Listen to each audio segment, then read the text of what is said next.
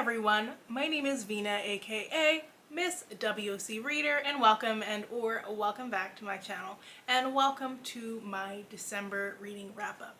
So I only put 4 books on my TBR because I knew December was going to be a bit of a crazy month. I wanted to make the most of it and have the best Christmassy time and really enjoy myself and just relax and recoup, because not only was I feeling burnout from back-to-back work the past few years, but then with losing my dad, I just needed a little bit of a break to really just sit down, enjoy life again, and recoup. And I am happy to say that I did get to do that.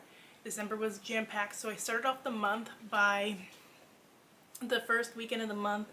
I went down to New Jersey, which was great because the book that I'm currently writing, the romance, is set in New Jersey, and so I got to see around there. I was visiting family, so my cousin's wife is opening up her own school for Black children, which is great because they don't have a lot of small schools really focused on helping them learn a different way. This is going to be a Montessori school, and I'm very excited for her. She was doing just like a little kickoff to introduce the concept to the community as she continues to work towards this goal, and she has found funding to help back her. She's currently going through training, and she just had a new baby, so her December was pretty jam-packed too. So let's get into everything that I read during the month. One of the things that I did during the month of December was I took the train to DC for the first time. I've been to DC a couple of times, but I never went off on my own, and I haven't gone that often. So some of you may remember I went in April of 2023, but that was just a day trip. This was to spend a little bit more time and really get to see things. I got to see some stuff I missed because we were so busy in April, and I also got to see some new things. I posted 2 vlogs about that experience, so if you are interested in seeing all the sites that I saw, go ahead and check out those videos. But while there, I finished a book and I started a new book. So I read Salsa Magic by Leticia from Marrero, and Salsa Magic was really good. I did not expect it to be as good as it was. I already knew this cover was giving a throwback to the early 2000s. It also reminds me of a lot of the murals in New York, so I think it was spot on right here with the cover. But in this one, we follow a young girl named Maya. She is from a Puerto Rican Mexican family, and she helps her family. They run their own cafe. You know, their neighborhood is currently experiencing gentrification, and they're just doing the best that they can to make ends meet. One day, this great aunt comes from Puerto Rico out of nowhere, and it's like, we don't talk about this aunt. She is rumored to be a bruja, and Maya recognizes her because she's been seeing this woman in her dreams, and she's not sure what it means. And then she's hearing this aunt tell her that she should take up practicing Santeria with her. On top of that, Maya is 13. She's trying to live her best middle school life, and she developed a little bit of a crush on a girl on her soccer team, but she's also dealing with this rival bully on an opposite team. So this was just a really good story. I love the writing in this.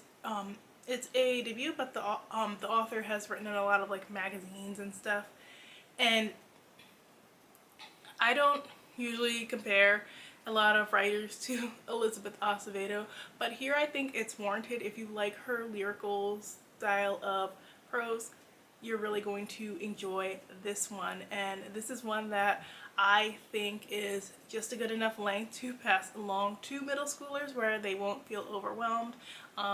It's a book I could easily see being taught in the classroom, and it's a book I would gladly recommend to all ages. So I read The Monsters We Defy by L. Penelope, and this one has been on my TBR for over a year, so I was glad that I finally sat down and read it.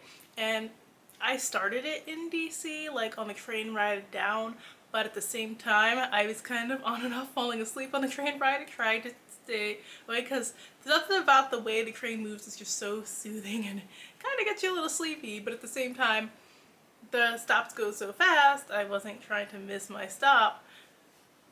So like I was reading it a little bit on the train, and I read a little bit of it while in DC, but then I read the bulk of it when I got home. But The Monsters We Defy is a historical fantasy, and what's interesting is at first she set out to write a Harlem Renaissance story, but because of the pandemic she couldn't go to New York, so she had to stay in her native DC, and she really got to explore DC and see all the beautiful things that it had to offer instead. So she decided to switch the setting to DC in the 1920s, which still works out. Like, you still get somewhat of those vibes, but you also get the things that are only unique to that city. And I think having visited the city just helped me appreciate it even more, because like we're reading about certain streets and stuff that are still there. Like we're reading about Union Station, and I passed through Union Station to come there. So that was just like a little added bonus for me. But it is a historical fantasy, 1920s. It is about a woman who can talk to ghosts, and people come to her because she is like the go-between to forge these deals they make with ghosts. And the thing is, when you make a deal with a ghost, it's not always what you expected. You'll get your wish granted, but it always comes at a cost, and she hates doing these because she knows the cost is never worth it. So she is trying to find a way to break this like curse put upon her where she doesn't have to broker these deals anymore, and that involves stealing this enchanted ring owned by a very powerful figure in their community. And she kind of puts together this group of misfits to help her do that. So definitely a great read, worth checking out. So far it's a standalone.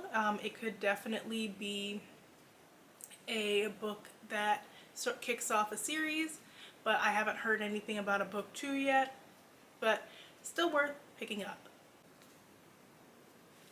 And so I am reading the Isla of Adventure series. It's something that I am reading both by myself and with my niece, because I'm trying to introduce her to different chapter books to keep her reading. Because she's 10, it's very easy for her to just sit on her phone and get lost in her phone and get lost in her friends and get lost in playing games and get lost in TikTok. And as y'all know, our country is going through a literacy crisis. So if no one else is going to step up, I will, and I try to make sure we sit and read. And you know, sometimes she really actually does have a good time with the books that we do read together. So we were reading Starry Story Ghosts. We haven't read Island Snow together. I ended up reading it by myself, but we're definitely going to sit down and read it together this month. So in Starry Story Ghosts, we are following Isla, and she is a young girl who has the ability to talk to animals. In this particular one, she is with her friend Tora, who has a friend visiting from La Ciudad, and they are having a sleepover, and Isla is just trying to figure out what can make her unique and help her fit in with Tora's new friend. But also, she is hearing these weird noises that sound a little scary throughout the night, and she's kind of wondering what it was, and she needs to listen really closely to figure out the problem. Then in Island Snow, we are back to this island of Seoul, and Isla is trying to help her friend Tora, who is feeling homesick because this is in the winter. It's like around Christmas time. We're not actually mentioning Christmas, so it's a little bit more inclusive in that aspect, but there's still like hints towards Christmas. And her best friend is feeling down. She's homesick and missing La Ciudad, and Isla just wants to show her the great things that their island has to offer and how it can be similar, and to just lift her spirits and help her not feel as homesick. So I also read Lover's Hiatus by Taylor Love, and it is a black romance. It is set at a cabin getaway in Michigan. So basically we are in this woman who is a professor and then an independent crime thriller author, and they end up sharing this cabin together, they each thinking that they were going to be alone for their own private writing getaway. And of course, romance ensues, things get a little steamy, and then they're living in bliss in their cabin getaway. However, once it comes time to leave, they have to navigate what their relationship is going to look like outside of it. I had a great time with this. It was a quick read. It was a very sexy read, and it was a perfect way to kick off the winter. So I also read Flora La Fresca and the Art of Friendship. This is by Veronica Chambers with illustrations by Sue Jean Rim, and I was excited to read Flora La Fresca because it is an illustrated chapter book, although I will say the illustrations could have definitely been more. I feel like there was only one each chapter, and if you're telling me it's an illustrated chapter book, I feel like they need to be sprinkled in a little bit more. Plus, like, there was so much we could do with the illustrations, but I feel like because we didn't do a lot with them and they didn't really add to the story. But this is the first in a series, so I believe we're going to be following this character some more. And Flora is a young black Panamanian American girl.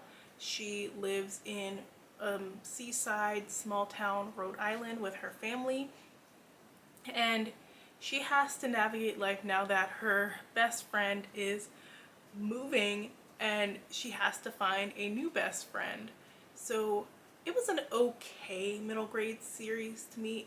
It felt quite lengthy for the type of story that it was. I feel like for the intended target audience it needs to be a lot smaller because it is a little bit thick, but also I don't feel like there was a lot of drama that you expect in like a middle school story to kind of keep the kids' attention. I feel like everything was just like neat and put together in like a nice little bow, and everybody was super kind and there wasn't too much conflict, so it didn't make for a super exciting read. I mean, Laura is dealing with having to learn how to make friends again, and she's also dealing with her sister who is acting a little crazy because of her quinceanera coming up. But overall, it was missing some of the drama of middle school, which I think could have made it a more exciting read. I also read this one during the month to the kids. This one is Dreams of Green, a Three Kings Day story. It is by Mariel Junquez, illustrated by Monica Paola Rodriguez, and this is a Three Kings Day story. So kids I was reading it to weren't really familiar with Three Kings Day, though after reading it they kind of like the idea of getting gifts and they definitely want to celebrate now. But this story is about a young girl who recently moved with her family from the island of Puerto Rico to snowy Ohio, and she's just trying to find that piece of green because she doesn't believe that the Three Kings are going to be able to find her for the holiday. And she's also trying to bring that island flavor to Ohio by enjoying some of her favorite foods and keeping in tune with her favorite holiday traditions. So that was everything that I read during the month of December. I said I was living my best Christmas life. I also got to see the Nutcracker. So those who follow me on Twitter saw some pictures from that. I think I posted something in my stories on Instagram. But seeing the Nutcracker for the first time was super fun, and it was just a great night out with my mom and my sister, and I got to wear my pretty new dress, and I loved seeing like the beauty of that show. And between doing these Christmassy things, I also was writing my Christmas romance. I wrote like the big like holiday fun parts. So now I'm gonna go in and write like some of the other stuff, and that I actually got pretty far. I think I am like at almost 30K with that one now. So I made progress because I only started that one in November, and it was really just a fun project for me that I am super passionate about. So like I did good on that front. I had a really good December, and I'm hoping to have a great January. So let me know if any of these books sound interesting to you. Let me know how your December was. And if you liked this video, make sure and hit that like button. Thanks so much for watching, and I will see you guys in the next one. Bye!